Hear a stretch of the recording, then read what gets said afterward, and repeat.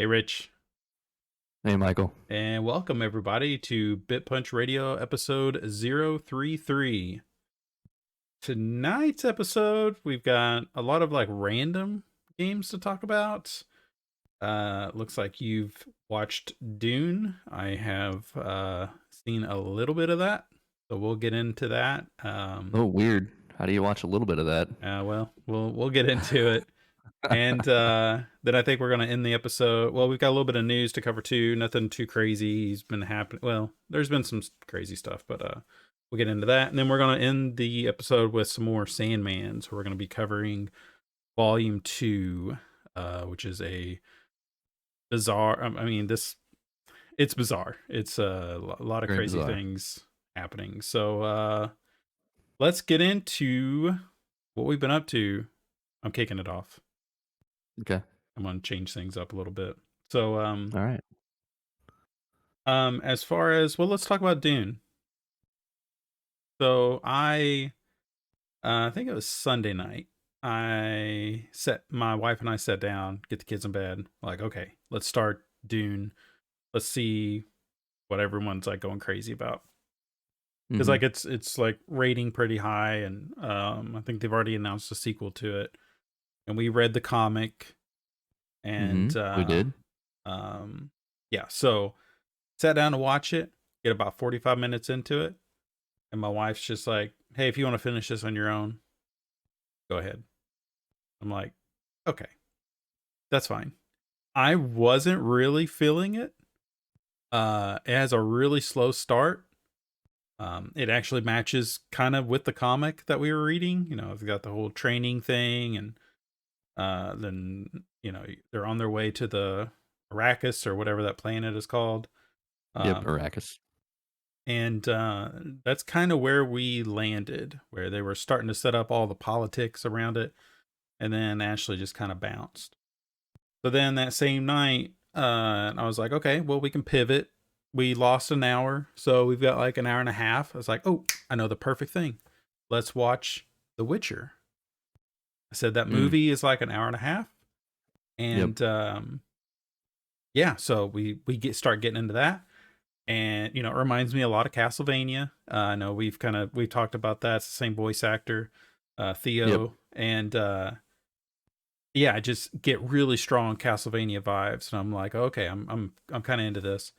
About 20 minutes into it, Ashley's just like, you know, actually, I think I really just want to watch The Witcher. I'm like, okay. So we switch and we start just watching the first episode of The Witcher. Uh, so Oh we do have man. a couple shows we're going through.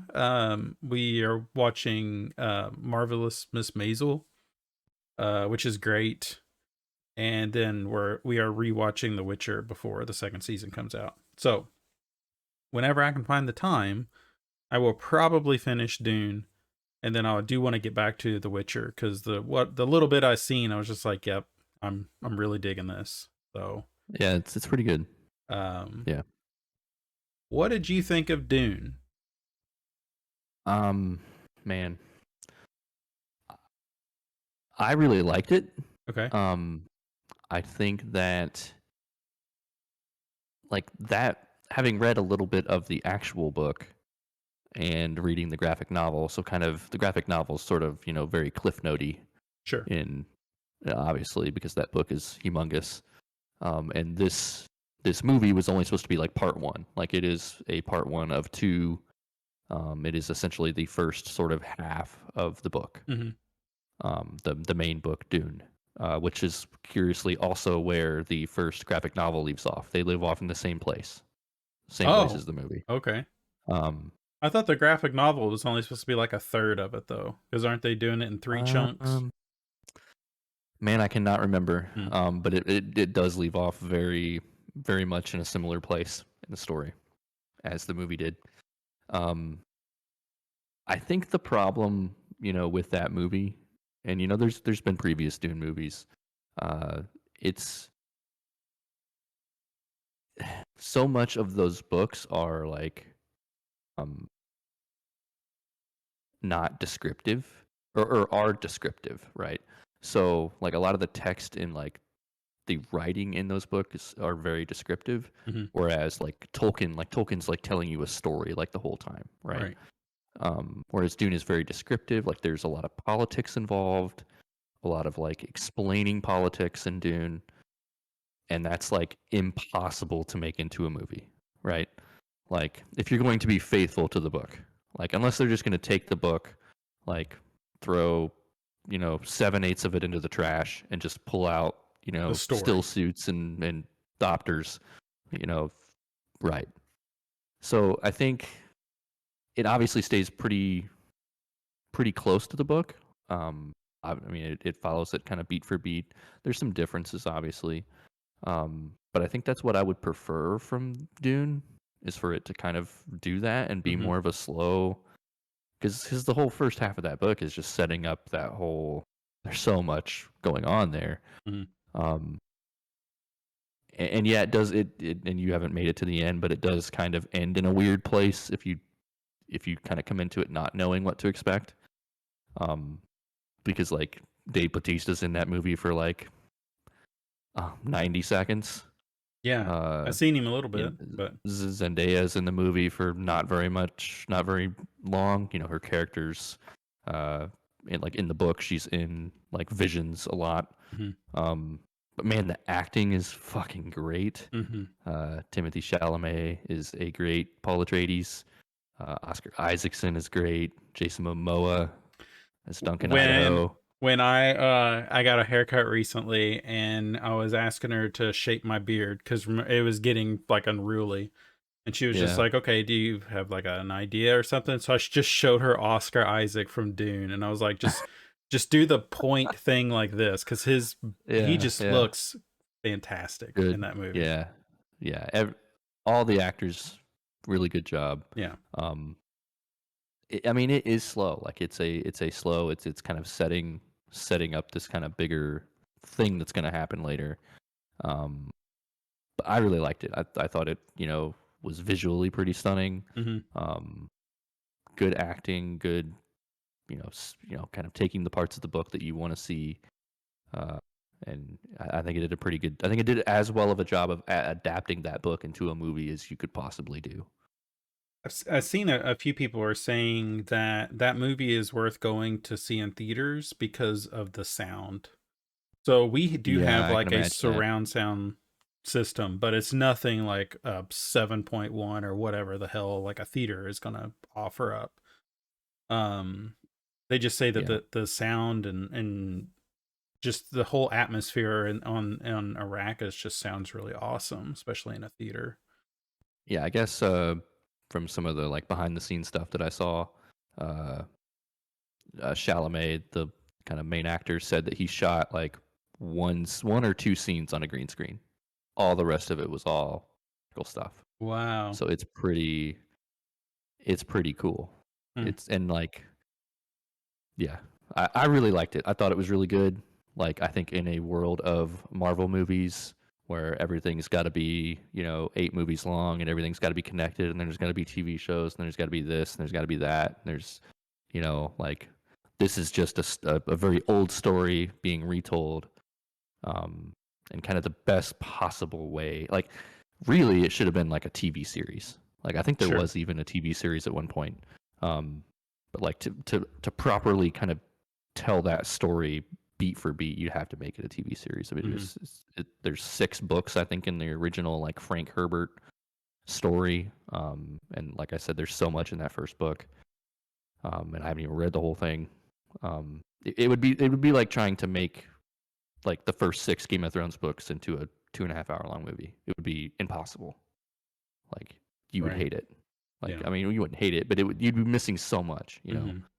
Um, but I think uh, everybody involved did a pretty good job. I, I I mean, liked it quite a bit. like Harry Potter. I know the first book or the first couple books are Mm-hmm. shorter, but Yep. you get to like Yep. Goblet of Fire. That book is like 700-800 pages, and for them to put that in like a 2 hour movie, they basically strip all the school stuff out, and it's just like here's Yep. just the main story bits of this. So Yep. Yep. No, I thought it was really good. I really liked it.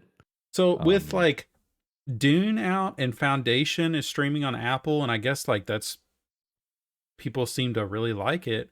Like, Mm. what's left? The Hobbit has been done. Lord of the Rings is done. Dune is out there. Foundation is out there. Like, out of the, I mean, well, like Amazon picked up the Wheel Wheel of of Time. Time. So I mean, like, That's probably the next big one that I could think of. I've not read Wheel of Time, but it'll be interesting to see how that does, mhm. because that's like in the teens of books, right? Like There's 16, 14 of 17 them. books. Yeah, so I mean, and that's got a very fervent following. I mean, those the Wheel of Time series is like up there, like Right. in a top 5, right?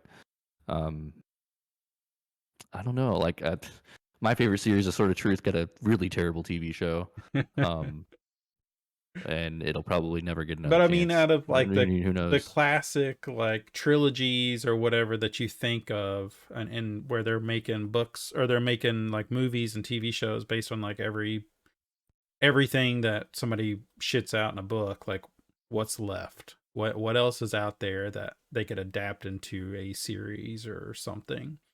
Because even the King Killer Chronicle, so that's a Mhm. trilogy where the third book is still kind of on hiatus right now, and that's been picked up by Lin Manuel Miranda. So he's at some point he's going to be making that into either a movie or a TV show. So I don't know. Yeah, I mean, I, I can't think of anything off the top of my head, but I think you're going to continue to see like a lot of more recent stuff, like Shadow and Bone. mm. That was a somewhat recent book series that got adapted that I thought was a really good TV show. We Um, both loved Hail Mary, and that already got picked up, and they've already got a Ryan Gosling is tagged to be the main in it. So right. Yep. Yep. that's a good point. People are going to write these books, and then they're going to immediately be made into something. Yep. Mm. For sure. Um, yeah. So hopefully, like before we record the next episode, I will watch all that stuff. TV, I'm still just watching What We Do in the Shadows, and like I said, we're watching Marvelous Miss Maisel, and we are redoing The Witcher. Witcher comes out next month, I think. Um, Yep. really looking forward to that. So, comics, been reading Sandman Volume 2. We'll talk about that like after the show. And I picked back up on Saga. I think I talked about that in the last episode. So the first book of that, it's like a compendium. There's 18 issues in it. I think I'm on issue like maybe 12 or 13. And just absolutely falling in love with the story all over again. This is my third time going through it. Fantastic. I'm telling you, it is just it's my favorite comic I've ever read. So Yeah. it's so good. That's enough reading though. So some games. I'm still playing through Yakuza Like a Dragon and Scarlet Nexus. I think I just jump back and forth on those games. I plan on streaming those a little more. I don't think I've attempted to stream Yakuza, but had some issues with that. Scarlet Nexus, I've streamed a couple times. I'll probably continue to do that. I'm having such a great time with both those games. Um, Scarlet Nexus is really really growing on me, and then Yakuza, I just think that's like one of my favorite series. Yeah. So yeah, Like a Dragon's been really fun. Um, Playing a little Stardew Valley with Ashley, my wife. And then I've picked back up on Blaster Master 02 for a little bit, and then I actually streamed some of a new indie game that dropped on Game Pass called Moonglow Bay. So it is I'll say like it's like a Minecraft esque look, Okay. uh, and it's just one of those like if you it was it Spirit Fair that came out this year. Is that what that game was That was called? last year. Last year. Yes. Last Spirit year, Fair. okay. So it reminds me a lot of that, where it's telling an interesting story. It does like the Pixar Up thing, where you see this couple, they're trying to start this restaurant, and then fast forward 3 Right. years, you turns out, and this is like opening. This is within 10 minutes of playing the game. Opening, 3 years from now. and you find out that she passed away, and you've basically just been in this depressed mode. You're trying to get back out there and get talked into starting a little, just like start cooking. Yeah. And to do that, you have to go out and catch fish. So then it just opens up this whole cascade of tasks, and you have like a Pokemon style, like I have to catch all of these different types of fish. Gotta catch them all. Reminds me a lot of like Stardew Valley, where it's got what's the area in Stardew Valley that you like put all the stuff into The community center. the community center. So it's got something like that where you're donating all the fish, and they're all like showing up in all these tanks, and it seems really cool. The problem is I've just played that a lot, and yeah. you know, I'm like I said, I'm playing Stardew, so I'm already kind of into a game like that, and I love how long to beat. I say that about every episode. It's about a 25-hour game, looks like. Okay. But it's a good one of those. So if you're not in the middle of playing one and you want something a little more lighthearted, it doesn't seem really challenging. When you're cooking, it's got like these little mini games where there's like a spinner and you kind of have to hit like on the correct spot. Yeah. That could get old. I would say at some point they will hopefully like speed that up or something, because you literally are like, take the fish out, wash the fish, go over here, cut the fish up, boil the potatoes, put it all together, grill it. And each one of those has like I'll say 5 to 10 second little mini game. But to cook a dish, it takes like a minute. Doesn't seem like a long time, but when you're cooking a bunch of food, you're in your kitchen for a little bit, and it's like, I just want to catch some fucking fish, really, you know? Yeah, So, yeah. So I have to say, like, when I saw this pop up on Game Pass, and I think you had mentioned something about it, like the day that it launched. yeah. My first like kind of gut reaction to it was, man, how lazy is that name? Moonglow Bay. Yeah, so Stardew Valley, Right. Moonglow Bay, Yeah. like Moon Star Glow Dew Valley Bay. Yep. Really? And they knew, and I mean, it's that. It is exactly that. That's like, I took it as like an insult to like the customer's intelligence, like like Modern Warfare Advanced Fighter, on the iOS store. Right. Like, come on, like, right. just stop. This is stupid. Like, and I was a little bit surprised when you told me it like has this kind of more serious story, and maybe there's actually something there. Like, why would you do that to that game? Like, I don't know. That was my initial like thought to it. It's like, there's some care to it. I think it there's something there. But I fell off Spiritfarer super hard. Like I liked what I played, but there wasn't enough to keep me going. And that's kind of how Moonglow is. I think I streamed it for like an hour and a half. And, I was like, I understand what it's doing, but there's just, there's so many other games out there. Oh my gosh, dude, I completely, I played Age of Empires. I was going to say, like, if you ended this without talking about Age of Empires, I know you played it. So. Yeah. I played Age of Empires. That did not make the list. That's probably telling how much I care for Age of Empires 4. What happened? Like, in 2 weeks, you don't like Dune, you don't like the Witcher anime, you don't like Age of Empires. I'm just changing, man. Pretty soon you're going to tell me you don't have Starfield pre-ordered. Yeah.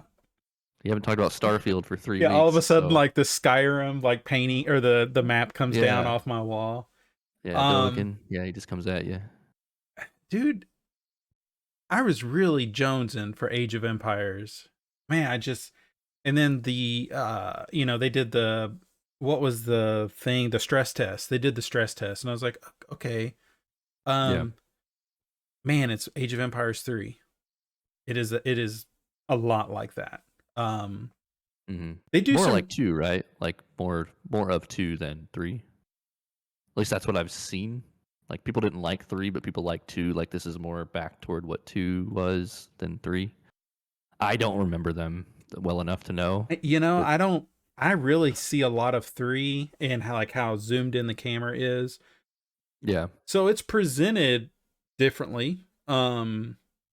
You start like the story, Mhm. and you start out in the Battle of Hastings, and it's like, Right, it's got, like, historical stuff. yeah. And the cool thing Yeah. that they do is like they're out there with like fucking like real nice cameras with like real world footage, and then they Right. will like overlay like like like fake things of like, here's where the Battle of Hastings, like here's where the troops marched into the Battle of Hastings, and we're going to overlay like all these simulated troops walking. And it definitely has that like Discovery Channel vibe to it. Yeah, And then like a history and then documentary. you start playing the game, and it's just like, okay, well, we're in it. The first level, or the first like stage you go through, there's no base building or anything. You're just like playing like this battle. And then then you kind of go into the second one. It's like, okay, now I'm going to build up a base, and we're going to try to penetrate these like different areas and stuff. And yeah. I, you know, I it's not doing anything new. I'm still kind of fresh off of Age of Empires 3 from this year, so I'm like, Yeah. I think if I had more of a gap, there would be something there. But I have XCOM 2, I have Warhammer. There's some games that are like this that are doing something new that I want to play. So Yeah. I've got XCOM 2 installed, and I'm going to give that game a shot because it's just not doing anything new. Like I feel like I've done this already. The Right. presentation of it seems great. And it seems polished. I didn't have any hiccups with it. I played it, day one. Everything seemed pretty solid. I have not played online. I'm not a competitive guy, so really I was just there for like the story, and I just wanted to click on a bunch of shit. But yeah, it's fine. Perfectly fine. If you're looking for something that's vastly different, it's not that. If you're like a big history buff, you will love this game. I mean, Mm. it's really set up for that. Um, but yeah, I think I'm gonna probably not play too much of that. So, but you know what? I'm not out any money. I'm just Yeah, out some yeah. time with Game Pass. I love the fact, and hell, maybe next year, like, okay, you know what? I'm actually feeling a little bit of Age of Empires. I'll, instead of going back and playing 1, 2, or 3, I'll play this one. So, Right, right. and I'm sure Yeah. they'll support the hell out of it, and there will be a bunch of DLC and stuff. So, geez, what else? I think that's it. Okay. Okay. What you been doing? Not Working. A working. lot of No, working. Yeah, no, I don't want to yeah. hear about I'm doing that. a lot. I'm doing a lot of that. Do you Too want to much know the work. difference? Yeah. What do you want to know about fiber optic? Ask me anything. Oh, geez. I used to make Ethernet cables. It wasn't fiber optic, but Yeah, that's kind of wild. You I'm, know the color code?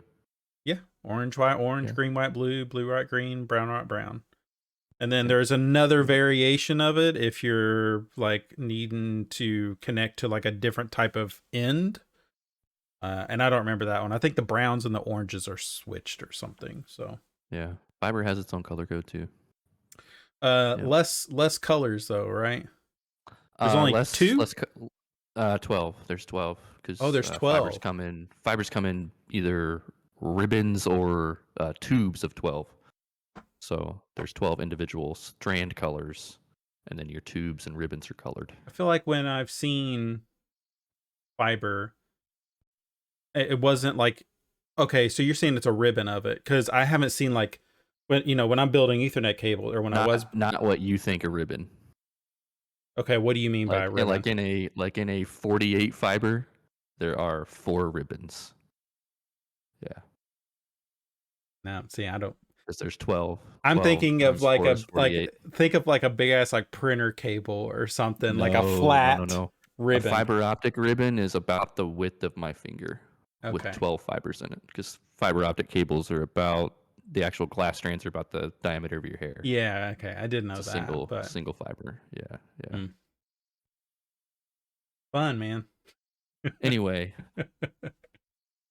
let's talk about as far as movies and comics go. Nothing that we haven't already talked about. Obviously, I watched Dune.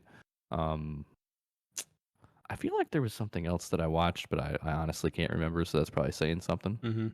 Um, but games, I beat another video game in these last You 2 did weeks. on Nuclear stream. Blaze. I beat it on stream. Yeah, I beat it on stream. You were Called Nuclear Blaze. you just kind of dropped this. You're like, hey, I'm gonna play this game tonight, and it's made by the Dead Cells guy. And I was like, Yeah, oh, it's made okay, by cool. one of the lead either designers or developers. Somebody that was a lead on Dead Cells. Kind of started this other studio, and he made this little game called Nuclear Blaze, where you play a fireman who's kind of uncovering this kind of crazy mystery that is very, very, very Axiom Verge. Mm, Very Axiom Verge and like its love that weirdness. game. Um, it's actually pretty good. Like it's got a funny little story. And it's kind of ridiculous that like you're this fireman guy. You look like a little Among Us guy. A little bit, Yeah. yeah. So the whole point of that game is you're kind of running through this kind of big facility, like trying to move through it level by level. And the way it gates you is before you can like move through certain doors, you have to get all the fire out in the whole level. And there's these like little water stations, so water is kind of like your resource, right? And you have these different ways of shooting water. It's very platformy, like has a real distinct like feel to it, like Dead Cells, obviously. Um, there's not really enemies like late in the game. There are actual enemies that really suck. Um, but most of it is kind of traversal and kind of puzzly in nature. And it was just a really cool little 2.5 hour experience that I really, really liked. Hmm. It was good. I think the worst part about it is the checkpointing is terrible. Like the last two like rooms that I had to clear were these like 15-minute long like of me trying to get all this fire out, and your guy's like super squishy. Like if he gets hit by any fire, he's dead. And I would get like almost through this 15-minute like level and die and have to go all the way back to the beginning, and it sucked. And you Um, still beat it in one stream? I beat it in one stream. Yeah, Wow. it's not very long, and it probably should have been about a half hour shorter. But I'm bad at games, so there's that. But that was a fun little game. I think it was, man, I want to say it was $10. Yeah, it is. Which, you know, uh, $10, 2.5 hours. That's cheaper than a movie. I had a lot of fun. But, I had a lot of fun with it, and throw them $10, play their game. And you'll have it Maybe they'll get to forever. make. Yeah, I'll have it forever. Maybe they'll get to make something else. Yeah. Since I gave them $10, which is totally awesome. It's very kind of Metroidy. You get different abilities and different stuff that you can do, which is pretty cool. Good sense of humor. Seemed like something maybe that like maybe they kind of thought about, like, man, we could spend like another year on this and like turn this into something, or we just release it now, and they just kind of released it. So that's a little game. I kind of wanted to take some time away from like Prey and some of these other games, because I knew my work schedule was going to get pretty rough. And so I'd heard about a couple of games on some different podcasts and was like, all right, I'm going to check these out. So Nuclear Blaze, if you got 2.5 hours to kill and $10 burning a hole in your pocket, you should check that game out. Okay. It's super fun. I think it's on Steam. I don't know that it's anywhere else at the moment. Riftbreaker, the Game Pass base building, tower defense, twin stick shooter game that I talked about last week that I'd played about 15 minutes of. I played a lot more of that. Wow. Okay. Not this week, but last week. I had to stop playing that actively because I saw it just as this huge time sink. That is one of those games where, it's just like, okay, I need to build this to go get this resource, which means then I can build this. And it's got this huge tech tree. It's very very one of those types of games, And I think the thing that I realized about 15 hours in, 20 hours into that game is it's got you on a pretty big map, and like it puts all your resources like really far away. Like eventually you have to start getting away from like your main base to get more power, get more like base resources, more exotic resources. And there's like a story that's kind of moving you through and kind of pushing you to do that, which is pretty good. And that game is really, really pretty too, by the way.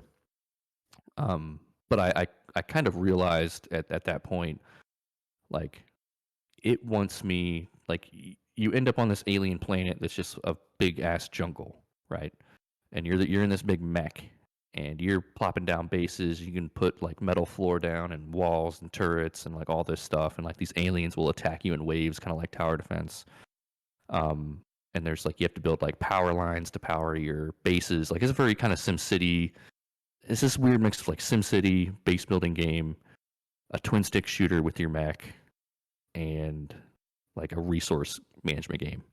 And like I sort of realized that on this big map, it was going to have me, like it wanted me to cover the whole map in base. Mm-hmm. Like that's the point of this game. Like this whole map is going to end up being my base, right? And then it's going to teleport me to another map that's going to end up blank, and I'm going to do it again, right? I was like, no, I don't want to do that.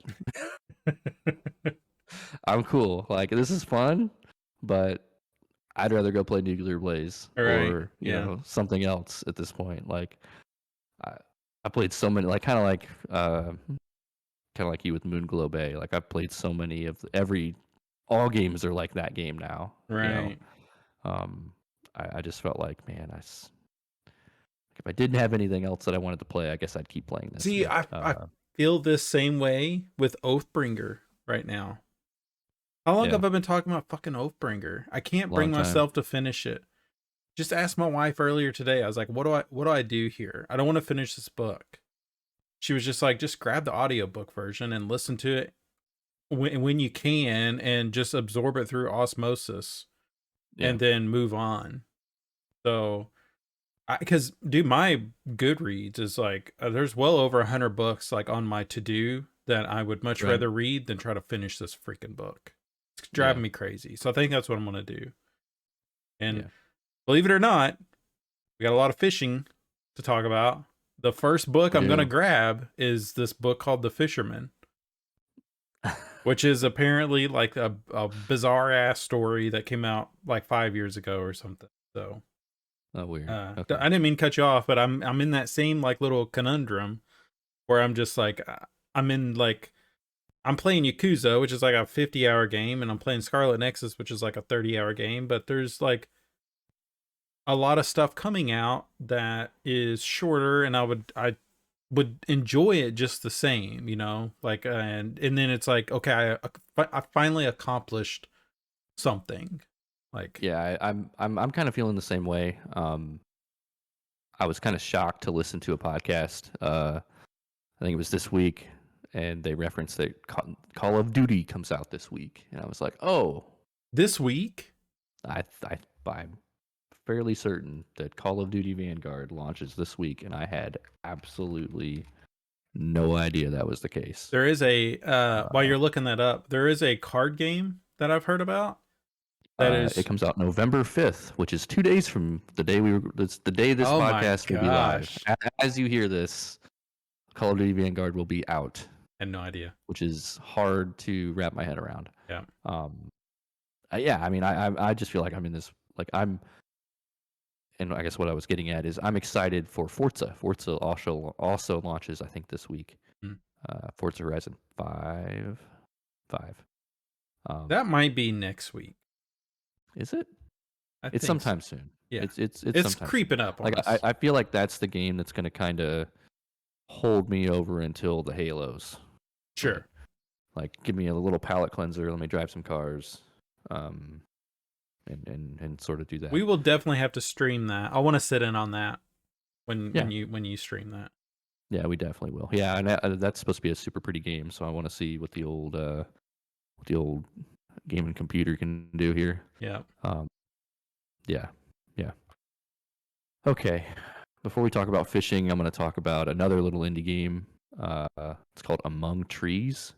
It is on the Epic Game Store. So this actually caught my eye on Steam, because it's got this really sort of unique art style, and kind of looks a little kind of Minecrafty or Valheimy, where you're kind of collecting sticks and collecting these things, and there's thirst, there's hunger. It's kind of one of those games, like a kind of walking, like exploring game where you're crafting and sort of doing that stuff. So I kind of put it on my wish list and didn't realize that it already had come out on the Epic Game Store, like in early access. Hmm. So I downloaded that like late last week. It's like, well, let me check this out. Like I beat Nuclear Blaze. I'm like, I don't really want to get anything. Let me check this thing out. And that's a pretty.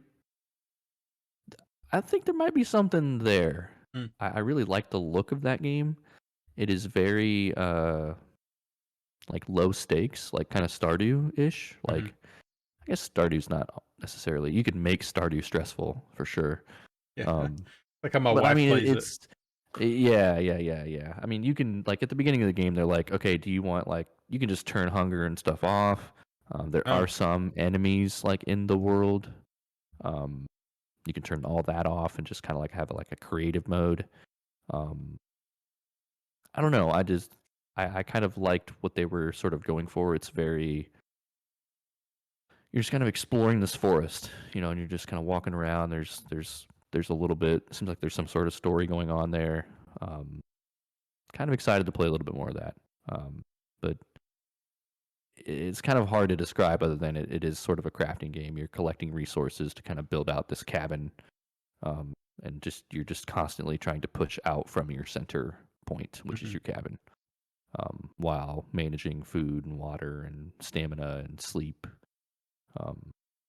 Yeah, so I'll probably keep playing that off and on. But let's talk about the best game of 2021. Oh my gosh. I just did not expect to have So you've been as talking about Bassmasters 2022 weeks ago, yeah. weeks and weeks ago when it showed up on Game Pass, like on the upcoming games. You're like, man, we gotta play that game, and I'm like, oh god, like that's gonna be terrible, right? Because it's a licensed Bassmasters game. So if Right. you're not familiar with the fishing world, Bassmasters is like the NFL of football or Right. FIFA of soccer. It's the league of fishing, right? Not necessarily just bass fishing either. Um, so this is Bassmasters 2022. So we checked that out. It's on Game Pass, which is why we checked it out. Um,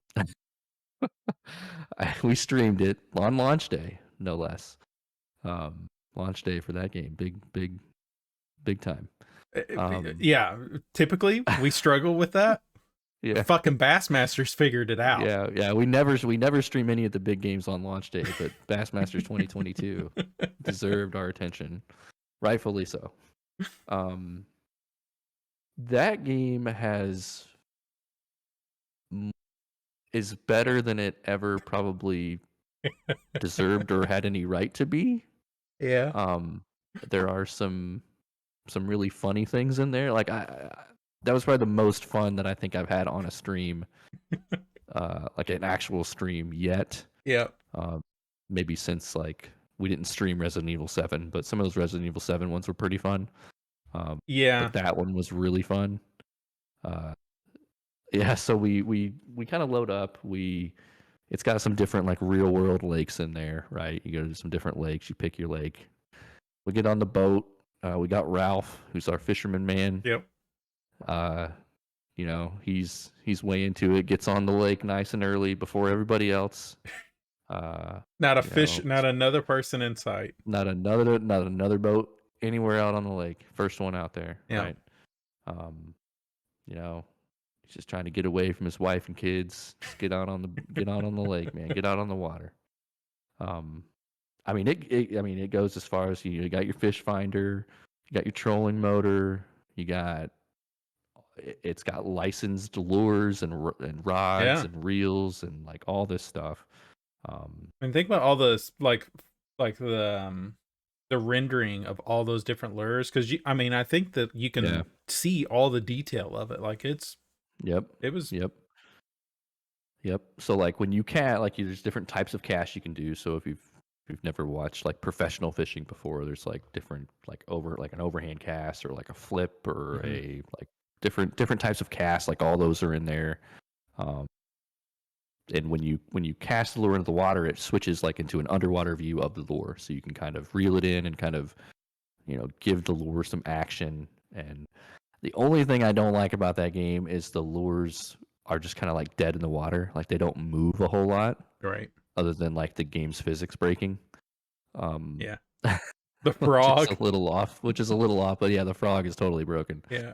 Um, but I think the first spot we stopped in the boat, right? Uh, like the third or fourth cast, we get a fish on. I Yeah. think was that the first fish we caught? No, it was the second. The second fish. The first Okay, so fish first you fish we caught caught, was just like a little crappie, I think. yeah, it was just a little crappie, right? So we're just messing. We're thinking, and I'm thinking like, okay, we're gonna play this game. We're not even gonna catch any fish. We're gonna stream this thing for like 2 hours, and we're not gonna catch any fish. This is gonna be a total waste of time. Um, and so on that like fifth cast, I'm reeling it in, and I get it like to the boat, like it is almost out of the water, and all of a sudden, the entire screen, my entire computer screen, becomes fish.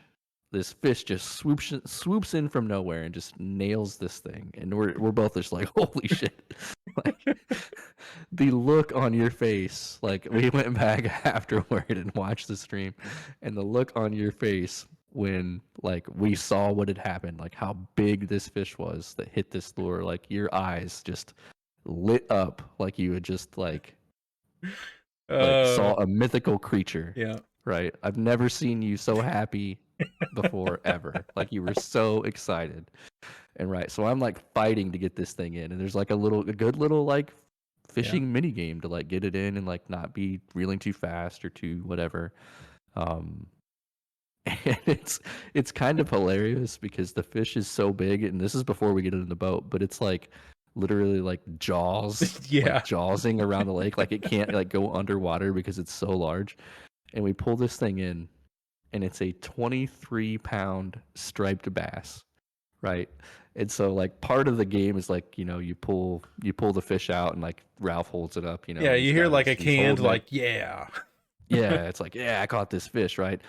Well, Ralph picks this fish up, this 23-pound striped bass, and he's literally holding it like a 3-year-old golden retriever. Yeah. Like just like he's got it in his arms, and like it is literally as big as his entire torso.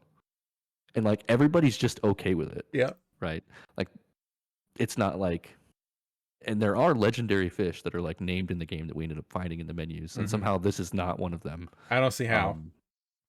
Like this thing was so comically big, it was absolutely hilarious. It just made for a Um, really, really good moment to capture on the stream, to just it was watch great. us giggle so hard at the ridiculousness of this big ass bass. Yes, yes. And so we go through that. That's hilarious, right? And like when you're loading into the game and you're like picking what like lake or like waterway you want to be on, it's got this huge map, like Mhm. of this huge lake or river or whatever Like it is. too much. It's too big. Yeah, it's too big, right? And so we start like, all right, let's go somewhere else, and we start going going along on the old boat. And the boat has like no physics. Like it Right. is I mean, it has no feedback on the Like when you controller. take off, like your boat ends up kind of pointing up like Mm-hmm. this, and then you got to Yep. really get it going before it'll level Yep. out. Yeah, you This got to boat trim is it out. Yeah, just just zoom. oh, It's like F-Zero, man. yeah. Just go. It's Yeah. yeah. So we're driving around, and all of a sudden I see these buoys, and I'm like, oh, well, that's weird. Try to drive right through the buoys, and the boat just comes to a complete stop, and it just goes, donk. And the noise that it made was hilarious, and that's when like it like light bulbed in my head. Oh, they only built like Right. A tenth. an eighth, like an eighth or a Yeah. tenth of this lake. Yeah. Like, are you? Of course they did, right? Like, of course they did. Right. I mean, I don't know. Dude, Go watch that stream. It is probably still up on Twitch. I'm in the it is. process of loading it to YouTube. Yes. So it'll be on YouTube along with Nuclear Blaze. My full That playthrough of Nuclear Blaze will be on YouTube. that whole moment, that like the don't and just everything around that, I watched like 7 times or something. Just and every time I'm horse laugh. It's so funny. It was just such a Yeah, great you were moment. in tears multiple times during that stream. And I actually went back and looked today, and that stream has like 25 views on Twitch Just right like now. way I more think it's our than most watched, one of our most watched videos maybe for that sure. needs to be the thing we do, or we just find like the little things like that on Game Pass and just start The bad streaming that games. stuff. Yeah. It's so good. That game has so much fucking polish to it. It It is does. It's crazy how it's good got it good looking is. water. Yeah, it's got good looking water, good looking like rod and reel physics. Um, it's better than it has any right to be. It really Somebody is. put some work into it and some thought into it. Like it makes you kind of wonder, like how good could one of those be if it had like some actual money behind it, Right. you know, and time, right? Mhm. Because I'm sure that game was made on like nothing. I'm sure whatever Bassmasters 2021 is like, it's probably Yeah. not What that is much their different. budget? Yeah, And like it's how many nothing. people worked Yeah. on it? But really, what would you want? Like, what would you want? Like, to me, I think it would be cool to see that with more polish doing like deep, like ocean fishing and like really going after some That's crazy yeah, stuff. that could be interesting. I don't want the open ocean, just like little sections. Like, all right, there's a fucking Yeah, something here. So good right. luck. But There's probably like a lake and river fishing like MMO style game you could make, like with a bunch mhm. of lakes like connected by rivers that you could like, get in your boat, customize your boat, and Dude, is fishing you just know, the hot shit right now? Because it always has been. like I played Final Fantasy 14 and I started drifting to like the fishing shit. Uh Skyrim Anniversary Edition comes out next week. And the big Yeah. thing outside of like the creator club content that it's going to add is it's going to add fishing and there'll be like story arcs to these fishing and it's like fishing fucking rules, man. There's a really great fishing section in Red Dead 2. I don't think I really ever well I It's a don't side story, okay, but it's yeah, really really I good. don't think I engaged with that. Oh man, it's super good. Yeah, Dude, fishing in Stardew Valley is great. it is. That's actually one of my favorite things to do in Stardew Valley. No. Yeah, is fish. I got a little bit of stamina. It's 11. Yeah. I'll Yeah. throw the lure in for a couple hours. Yeah. Bassmasters needs fucking chicken liver. Let us have Yeah. chicken liver and give us our damn worms and I'll play that game. Yes. Yes. I got to get more bass bucks or whatever the hell those things were. Yeah, Couldn't BBs. even buy a fucking spinner bait. Yeah, BBs. I need BBs. No, that was fun. I don't know if I'll ever play that game, but man, that was fun playing with you. I will say that. It was. It was. And there's a Before multiplayer we, component to it. Like there was. Yeah, there's we a tried to connect and there was nobody playing, or it wouldn't connect to the server. yeah, they'll figure it out. Yeah. Yeah. I just that needs to be like our new barometer. That like Yes. if we have a 10 Yes. out of 10, it's fucking Bassmasters 2022. So are you better? Yep. Is Nuclear Blaze better than Bassmasters 2022? Oh man. As a streaming game, no. Right. Okay. Yeah. Yeah. That's how we're gonna rate it. All right. Yeah. Um Before we move on, I don't see this in the news section, but we have to talk about it because I don't think we talked about it last week. Um Concerned Ape. You know what? I don't know if you noticed, but I scrolled down to see if it was on there and I didn't see it. And I was like, I bet I got to remember that. Yeah, yeah. So Concerned Ape, the sole creator of Stardew Valley, has for some insane reason announced his next game, which is called The Haunted Chocolatier. Yeah, that dude probably just got so sick and tired of answering the same question over and over. It's just like, when are you going to announce what you're working Yeah, on? Are you making yeah, Stardew Valley 2, or are you making something completely different? Are you going to do what I can't remember the guy's name, but are you going to do Braid to the Witness, right. or Yeah, are you going I to try to mean, stick with your genre? And yeah, yeah, he's going to stick with his genre. yep, yep. You're gonna run a chocolate factory In a haunted house. in a haunted house. I'm telling Yeah, you, made the family basically like pause everything they were doing, and I slung that to the TV and watched it twice, and I was just like, yeah. I sent that to you, and as soon as it hit, like as "Oh soon as yeah, I saw it, and I saw it like right away. I was like, bang, bang, share, go, and like immediately you're like, OMG, and yeah, then I was like, all right, he's good. yeah." So I took it Um, downstairs, and I was like, "Shut the fuck up, everybody! Stop what you're doing. Put everything down. We're doing homework. Dad. I don't care. yeah, I got news. I got news. I'm slinging this to the Yeah, TV, and then yeah, that looks great. The Haunted Chocolatier, right? yep, yep. Um, Very, I mean, almost the same exact art style as Stardew. yeah. Like, almost looks like some of the same like assets. Hmm. Like very, very, very, very similar.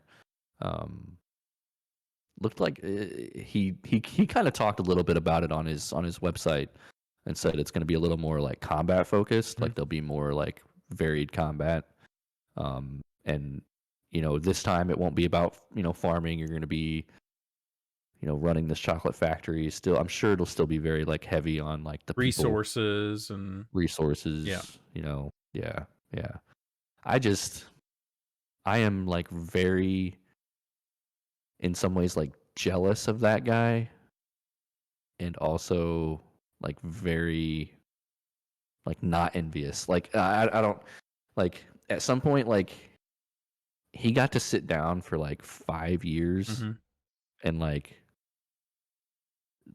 consume himself in the thing that he wanted to do, which I'm like I like have that personality. Like I will sit down and consume myself with something, but like in short bursts. Like, Right. and I've read like articles like of people like interviewing him, and he's like, nothing makes me more happy than like sitting down and like being consumed in like pixel art for 2 weeks and like not leaving my room and like literally just being totally consumed in it. And he's like, nothing makes me happier. And I'm like, man, that has to be awesome, right?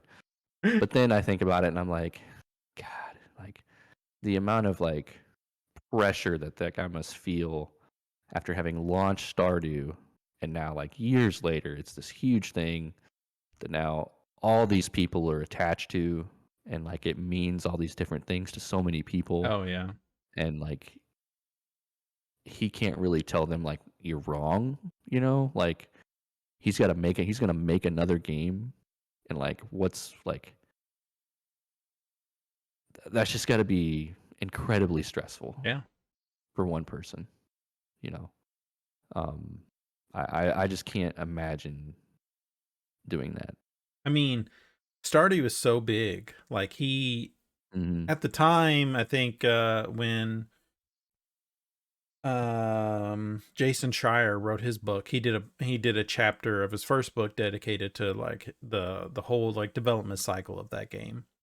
It was Hmm. him and his girlfriend, and yeah, he built it over 5 years, and he didn't have a project manager kind of guiding him, keeping him on track. So he would just like, you know what, I'm gonna rewrite Penny's story. I'm not happy with where Penny's story's Yeah, going, and so I'm just gonna yeah, rewrite this. Or like you said, these sprites, I've learned something when I was building Vincent's sprite, that it's like, okay, I yep. kind of want to go back and adapt that to all these That, other sprites. yes, that is describing how I learned web design. Yes. How many times did I like redesign our website Yep. because I had just learned something the last time that I was messing with it, and then I'd learned something, and then I'd learned something, and then I'd learned something.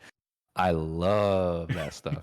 And like I wish I could just like shut me in a room for like 5 years, and I probably won't come out with anything half as good as that, but it'd be awesome. Right. I might not come out with anything, but it'd be fun. Yeah. Yeah. Yeah. So Um, his new game, it looks great. I think it'll be, you know, I hope that I'm not burnt out on that formulaic. I hope the story's interesting. I do like the like meeting the town and kind of the story. So I hope that he keeps up with interesting stuff. There, the I wish it was multiplayer. He did write on his blog he has no desire to make it a multiplayer game. Pretty sure he right. said the same thing about Stardew, and then he kind of went back and said, "Okay, now we're gonna actually introduce multiplayer in like 1.3 or whenever he did that." Um, but playing Stardew by myself was fun. But playing it with you, playing it with my wife, with my kids, it means way more than it did just building the farm by myself. Yeah. And just playing the haunted or like watching the Haunted Chocolatier and seeing the combat, it's just like, man, I really want to play that with my wife. I think that would be so much more fun. I'm Yeah. sure it'll be great. I mean, the board game is on sale again. That sold out and was selling on eBay for like hundreds and hundreds of dollars. And I'm thinking of getting that. I wish that man the best. I can't go an episode of this podcast without bringing it up, and it's just it's so good. But yeah, watch that trailer. Yeah, It's definitely. it looks good. Godspeed to that guy. Yes, good luck. Oh, and he said it's years away. Of course it is. Yeah, Yeah. it's gonna be a while. Yeah. So he's still working on Stardew. So you know. Yeah. Um, what else? What else is going on? Let's see. I don't have anything else. I put a news story in here though, that I thought was a little bit interesting. Um, Nvidia has sort of upgraded their GeoForce Now service onto an equivalent of an RTX 3080 Hmm. kind of platform. So similar to like a couple weeks ago, Xbox announced like their cloud gaming platform was going to be upgraded to like a Series X equivalent, on their server rack, setup for cloud gaming. Um, I have not done or used GeoForce Now ever. Obviously, I I used haven't either. Shadow quite a bit early on, and that worked pretty well for certain tasks. But obviously, GeoForce Now is very gaming focused. I've messed with Stadia a little bit. Stadia is pretty hit and miss. But the feedback that I've seen on this recent update with the 3080 is pretty good. Like people are saying that it's actually pretty good. Wow. So So that's it'll stream 1440p with 120 frames on PC and Mac, or 4K HDR at 60 frames on the Nvidia Shield TV. Is that still like? Can I go to a store and buy that? I think so. I And I thought I don't know of another service that does that. I don't know if cloud gaming does 1440p and 4K. they're working towards it. So I know that they've flipped Right. the switch to where they're doing the Series X stuff now, Right. but Right. it's still capped at 1080p. So Right. now I Yeah. will say that I have played Scarlet Nexus, which has some timing mechanics to it, and have played Yakuza, which does like the Mario, type of RPG where I'm swinging at the guy, and if I hit X at the right spot, I'll do like a spike of damage. And it works great. If my kids are streaming, my wife is uploading or downloading or some stuff like for work, and I'm trying to Mhm. stream, it's not a good time. It's basically worthless. But if I'm the only one that's really doing something heavy, it works really great.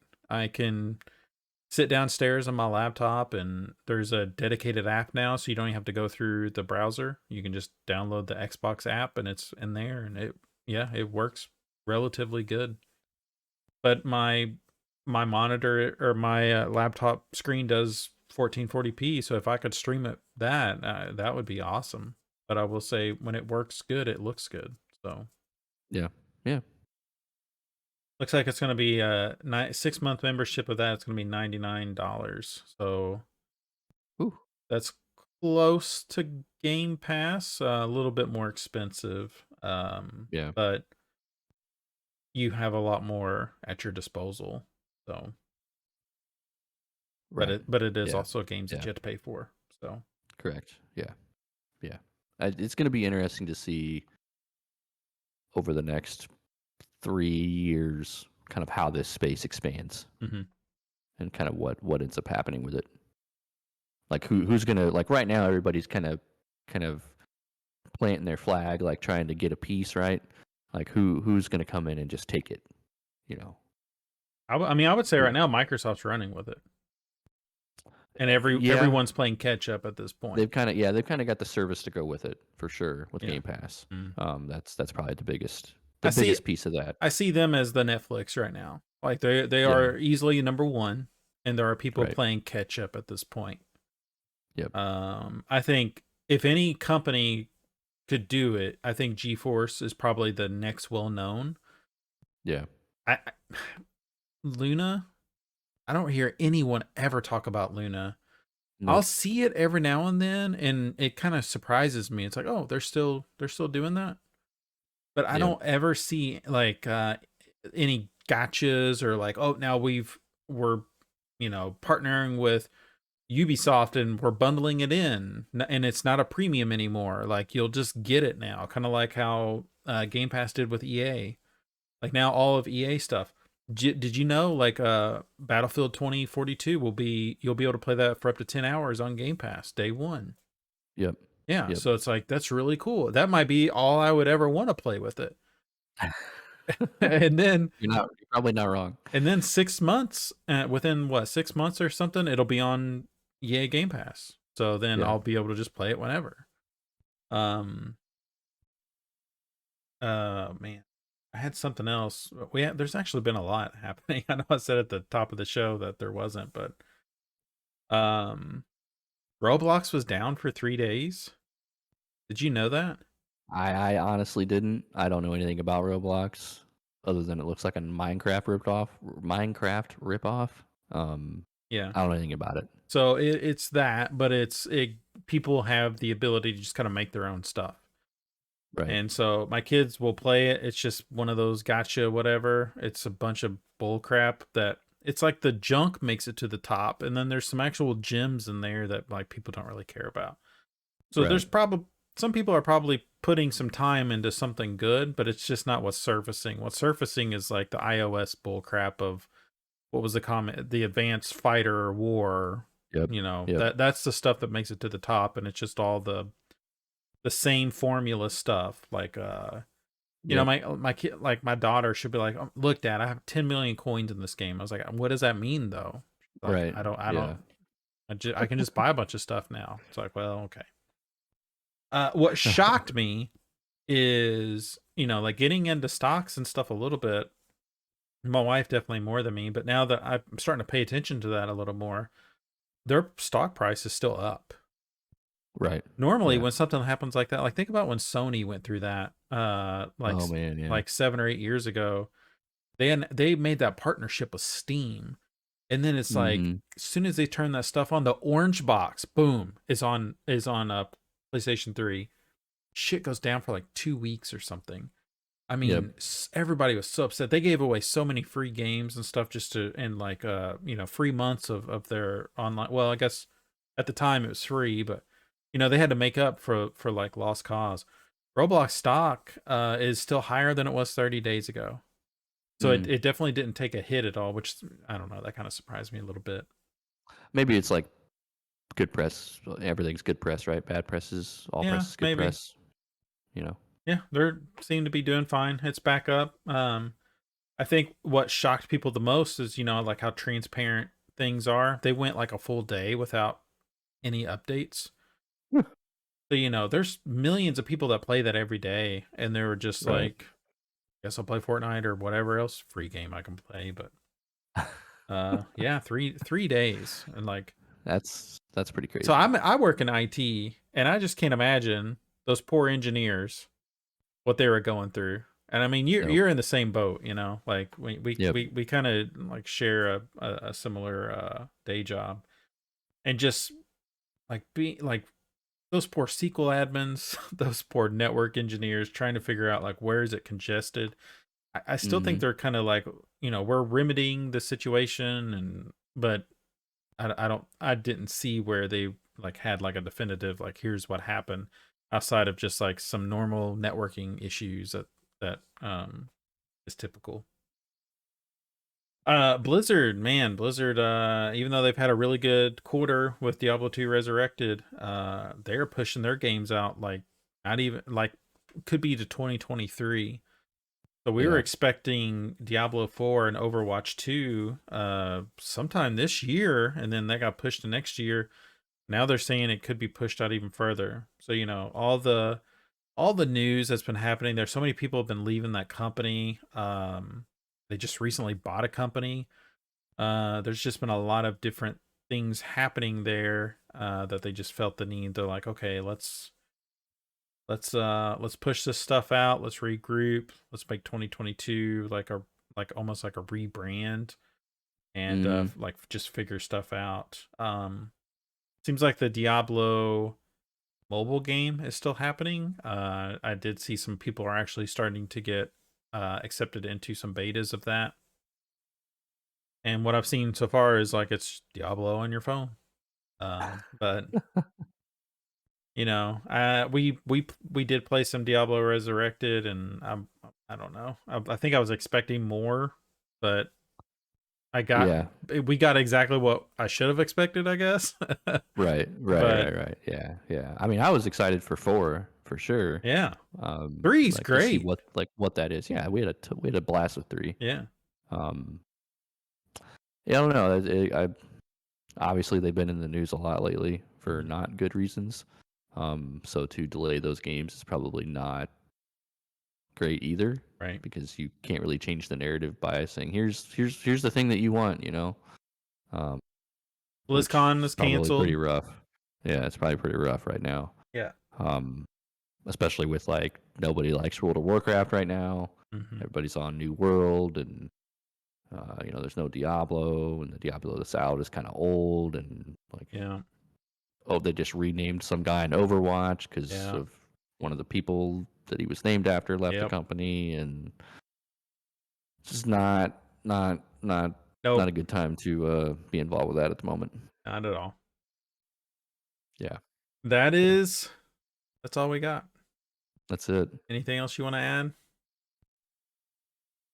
Nope, Well, hey, brains mush. we're gonna switch this over. Thank you all so much for listening, for streaming, for watching. If you want to send us an email, you can email us at emails@bitpunch.tech. You can check out our website at bitpunch.tech. We are streaming, not so much lately, but I'm sure we'll get back into that. Oh, that was another thing. Final Fantasy V finally has a release date, comes out next week. I will Oh, be back on my shit with that, streaming that every morning. Looking forward to that. You can check out our Twitter at BitPunch. You can see our archives at Bit on YouTube at /user/BitPunch. And then we do a newsletter. You can find that at bitpunch.substack.com. All of those links and more can be found on bitpunch.tech. Podcast scene. Thank you all for listening. If you want to stick around, we are going to be talking about Sandman Volume 2. So thank you all for watching, and yeah, we are going to be spoiling the heck out of that. So if you want to listen to us chat up a little bit about Sandman, stick around. But if not, thank you, Rich, thank you. and we will be back in a couple weeks. See ya. Bye.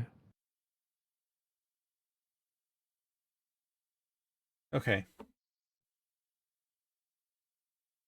Uh, this is getting weirder somehow. Um, I I I think by the end of the first volume, I Uh-huh. kind of understood. Like, okay, they announced a lot, but I understand where it kind of wrapped up in a sense. Yeah. Yeah, you had a sort of conflict, Hmm. and yeah, He it's went sort to go of find the three things. He yep, found the three he did it. things. He did the thing. And then they're like, okay, well, here's like a couple nuggets. You know, you meet his sister, right? Or Death. yeah, Death. Death. Yep. And yeah, we'll kind of go with this.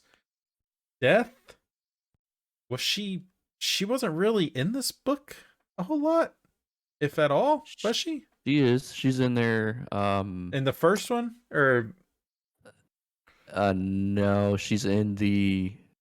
What the hell is that one? Let's see here. all right, I so we have will this be in front fact of me checking. here. Oh, so just FYI, I'm kind of lost on. I feel like I need to read this thing again.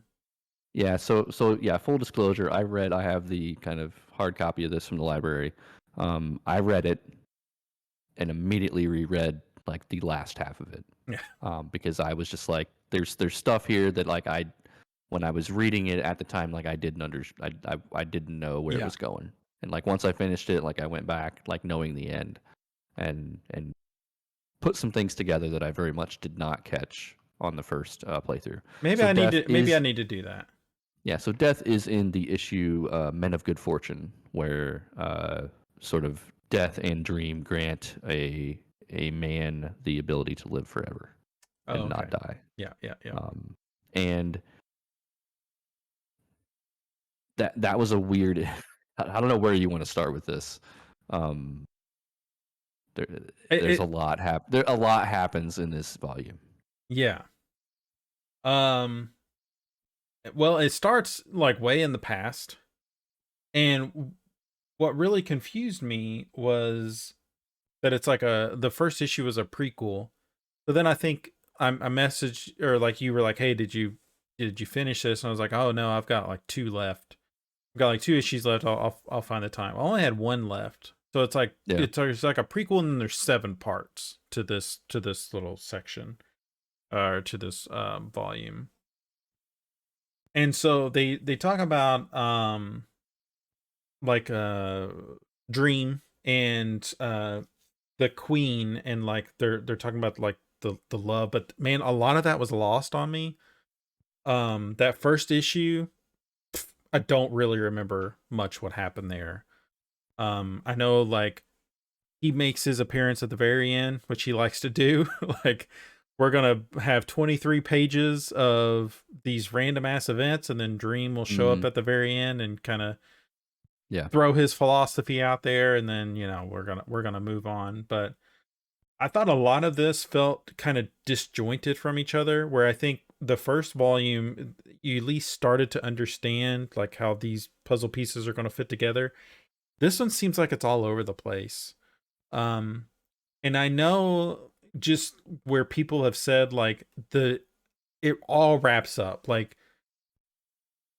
you got to stick with it, and I'm still yeah, enjoying yeah, it, but I'm just yeah. Really lost where Yeah. things You're are. suffering from what I suffered from when I finished it. Okay. Um, Yes, I'm there. because yeah. So essentially, like from my understanding now, like this volume is all about desire and Hmm. despair. So, you have the 7 endless, you have dream, death, despair, and desire. This one is really focused on desire. Hmm. Um, so, and these are people, like they're manifest of like people. Dreams, Morpheus, death is his sister, desire and despair, like they're the younger siblings of death and dream. Um, and essentially, this entire book is about desire and essentially kind of her meddling with dream, right? Hmm. Um, so in that first issue with the like African, like Yeah. the old man takes the young man out to the desert and like tells him this story that's like part of this like ritual in Hmm. their culture, and tells him to go pick up um, this glass heart, right? And that is kind of the symbol for desire, Yeah. right? Sort of tells him this, and then tells him that he tells him the story of Nada, in kind of this ancient city who like basically crumbled, right? And Nada is this queen that Dream kind of falls in love with, and then he comes to find out that Nada was was literally Desire totally fucking with him. And basically like when Nada finds out that Dream is who he is, she's like, well, we can't be together. Like, you're an endless, I'm immortal. Like, that can't happen. She kills herself. Um, you know, Dream confronts her again at like the gates of hell, and is like, are you gonna like give me the cold shoulder like again? Like, here we are. And she's like, yeah, totally. And then he basically, sentences her to punishment in hell. Until he forgives her. But it's all about Desire. Like, she's totally messing with him. And then like the whole rest of the volume, except for the one I just talked about with the guy that lives forever in the middle issue, is all about Unity, Unity Kincaid, and Miranda and Rose Walker. Rose, yeah. Right. So Unity Kincaid was in the first volume. So she was one of the people while Dream was captured by the cult for those 70 years. She was one of the people that was basically stuck in Dream, right? Right. And kind of, I don't know when I should talk about this part, but she wakes up, right? So she wakes up, and Miranda, who's her daughter, travels to England because she's been basically summoned. She doesn't actually know that Unity's her mother, and that's kind of how that volume starts out. They've like Rose and Miranda, who is Rose's mother, find out that, hey, this is your mom. She was this person or whatever, and it's like, oh well, Rose finds out she knows she's got a brother, but she hasn't seen him, and like she wants to go find him, and it's part of her like going down this path to find him. While Dream's whole thing is he's basically now back in his dream world. He's found his helm. He's found his sand and ruby. He's kind of taken stock of what's going on back at the house, right? And so he has this little crow do a census like of all the different dreams, and he's missing some. Like, they've been out, running amok while the boss is gone. And so kind of his initial thing is, I got to go get these dreams back in order, right? And they're all intertwined with Rose, right? Rose and her family. So Brute and Glob, who are two of the dreams, they have basically taken over Rose's little brother's mind and dreams, because he's stuck. He got stuck with his like aunt and uncle, who are like throwing him in a basement and like collecting like his child support payments, and like literally have him like locked up in a basement. But Brute and Glob have taken over his mind, and like he has this like figment of what like a perfect parents would be, and that's Lyda and Hector. And Hector ends up thinking he's Sandman. Like it's just all over the place. But like Dream's main conflict is, I got to get Brute, Glob, the Corinthian. I got to get them back, right? And Rose is kind of on this path to try to find her brother, and during that they all sort of come together, right? I like the story of the Corinthian, and like yeah, because he made him immortal like hundreds of years ago. They have this thing where they meet up at this like little diner or coffee shop or something, and they meet up like every 100 years. And I liked that issue because you see Dream every 100 years, like these different like quote unquote like costume changes. And you kind of see him in this era where they almost hit like the 1900s, and he looks like just a dude. And it was he like talks to William Shakespeare. Yeah, like he makes a thing with William Shakespeare during that one. There's so much that happens in this thing. It's kind of hard to like describe, but essentially what ends up happening is Rose goes and tries to find her brother, and she stays at this hotel where they're having a cereal convention, and it's cereal spelled like the breakfast food you eat. Well, it ends up being a serial killer convention where all these serial killers get together, like on the down low. And they just And like, it's like a convention. Like I'm watching Ignite, like Microsoft Ignite right yeah, now. So it's just like, yeah, all these yeah, experts are and it talking gets about how to murder. that issue gets really weird Yeah. really quickly. And some bad things happen with Rose. Uh, Essentially, what you end up finding out is, a lot of these issues in this volume are called the Dollhouse, right? Hmm. The name of this volume is called the Dollhouse, and it's called that. I think because Desire is literally playing with everybody like dolls, Hmm. right? Um, and what you end up finding out at the very end of this volume is, Rose is a vortex. She's a dream vortex, Hmm. right?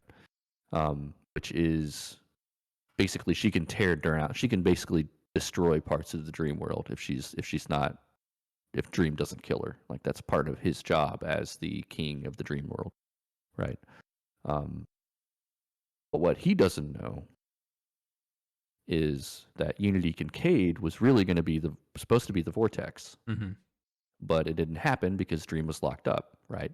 So it basically passed from Unity to her granddaughter, who is Rose, right? And part of Dream's deal is he's got to kill the vortex. Right. He's got to kill her, right? Um, and what he doesn't know is Rose is actually his blood, because Unity, when she was basically in a dream coma, was raped in the first volume by Desire. Desire rapes Unity. So Rose is actually the blood of Dream. And as an Endless, he cannot kill another family member. Right. If that happens, really bad things happen. And so at the very end of that volume, Unity dies in the real world, which ends basically Rose transfers, the physical vortex from her to Which is Unity, which is the heart, which is the from, heart yeah. from the very first issue. Right. Yeah. Yeah. Yeah, and so Unity ends up dying in the real world, which sort of ends the vortex, and that's when Dream sort of puts together, holy shit, like Desire raped Unity, like Rose is part of my family now, and he basically sends Rose back to sort of her life. Um, Come to find out that the famous diner scene from Volume 1, Rose is one of the people that Judy is talking to during that volume.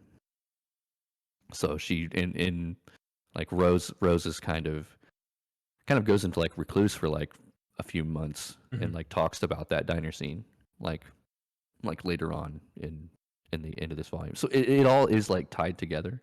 And that's what I got out of this volume. It's about desire, like human, like what is human, like human desire. Like Right. the serial killers had this desire, like the Hmm. dreams that escaped had all this desire to do these things. Rose just wants to do what she wants to do, and like the side effects of all those things kind of all coming together at the very kind of end of that volume. It's crazy.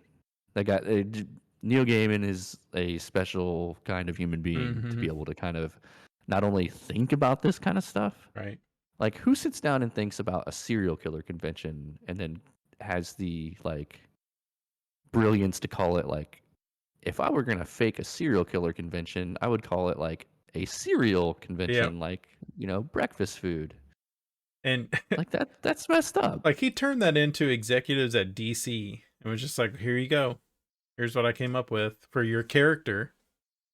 So yeah. Um where's this Oh boy. going? I can't understand that part of it. Like even from here, from 1 to 2, I was like, I had no idea where they're going with this. So yeah, I don't. Honestly, I think it's the Sandman dream, Yeah. right? It's about him sort of after being imprisoned for that long, sort of refinding his way, Mm. and I think I I'm assuming that is how these volumes are going to go, is kind of his evolution as a character, Mhm. you know, and obviously his interactions with all sorts of people, Yeah, right? not a lot of like DC stuff in this one. Um, No, no, not as many. Yeah, not as many callbacks in this right. one. Yeah, yeah. Um, yeah, but we gonna keep going? I mean, yeah, I feel like I have to. Like, it's so messed up. Like, I feel like I have to kind of know like what are going on. You Mhm. know, like where does this go from here? You know, um, what else is in this guy's head? You know, Right. Yeah. because I feel like there's so much. Like, I almost want to reread this volume again because I feel like there's like parts of it that I don't know. I've not read anything else by Neil Gaiman, I but I even feel think like how you explain some of this, it makes me want to go back and reread it. I feel like there's like I'm loosely putting this together, and but I think there's a lot more like underlying tones. Like he strikes me as someone who's trying to say a lot about like certain themes, and Mhm. like obviously this is a lot about like family, like, Right. you know, desire and despair and death and dream and like how they all interact, and uh like that whole issue of Lyda and Hector in Jed's mind and his Mhm. dreams, like where Hector thinks he's like this fake Sandman, and like those are Jed's like depiction of like a perfect mom and dad because he's being abused. But like Lyda's like living in this dream world where she thinks she has this perfect husband and she's like eternally pregnant. She like doesn't understand why she's not having a Mhm. baby, and like this whole like family thing, and like Brute and Glob are like these dreams that are doing this kind of bad thing to Jed, but they're actually kind of doing him a good thing because they're like giving him this escape from his shitty reality. Right. Um, which is there's just a lot going on in there. Um, and I think because it's a graphic novel, like it doesn't go out of its way to like hit you over the head with this stuff. Mhm. Like I had to kind of reread that last issue a couple times. Um, to kind of catch like that Desire is the one who raped Unity, because it's just kind of happens in like a passing like sentence, Right. like it doesn't actually say that word for word, you know. So there's a lot of depth, it seems like, here. Yeah. It's um definitely like you can't just like skim through these. I mean, you really have to pay attention to what he's saying because he's not blatant. He's not going to spell it out for you. Like there's a lot of subtleties to it. Um and I'm guilty of kind of like missing on some of that, which is what's making me want to reread this, but I'm game to pick up volume 3 and keep going with it. Um See where this goes. I mean, if it starts slowing down, we want to change it up. I'm good with it, but I'm definitely liking. I will say I didn't like this one as much as the first one. Um, but I still think it's interesting, and I do want to keep going. Neil Gaiman, he's awesome, man. He should check out some of his books. yeah, I definitely might have to. Yeah, I think I am gonna read the third volume, or at least give it a shot. um and we'll see where it goes from there. It's I can understand, I guess, why, with these being written in like the 90s, like why these books are sort of thought about the way they are, because they're very like adult, very like the Long Halloween is not this dense, right? Like it is No, a comic book story. It's sure. a great comic book story or graphic novel, whatever you want to call it. I don't care. Hmm. Um, this is like on a different whole level. Like Yeah, this is a totally different thing. Um, where it's way more. There's way more to be inferred than just, you know, the Joker's messing with Batman, right. right? Yeah. Yeah, and you know what? There's a lot of good graphic novels out there. I'm Mm. telling you, man. There's a graphic novel about World War II called Mouse, Mm. and that I fucking cried like multiple times reading that. And it's mice. You know, it's the people are or the Jewish people are mice. Americans are cats or dogs, or the Mm. Germans are cats, Americans are dogs, or something like that. So it's all done in just cutesy little animals. But my gosh, man, that there's some really powerful stuff out there in graphic novel form. So this one's a good one to get through. I'm glad we're doing this. Yeah. Yeah. Yeah. So anything else to add? Nope. That serial issue, man, that was something. There's at least one of those. It's just like, man, this is completely fucked up. Like that first one from the bar, or the diner, and then the cereal one here. Like, gosh, it's just so interesting. But Yeah. well, that's all I got. Yep. Thanks for sticking around. Thank you, Rich, again. And Yep. we'll be back in a couple weeks. More gaming, more. I guess that'll be like right before Thanksgiving. So yeah, we'll be back. And into the holidays we go. Yeah. All right. See you all. Have a good night.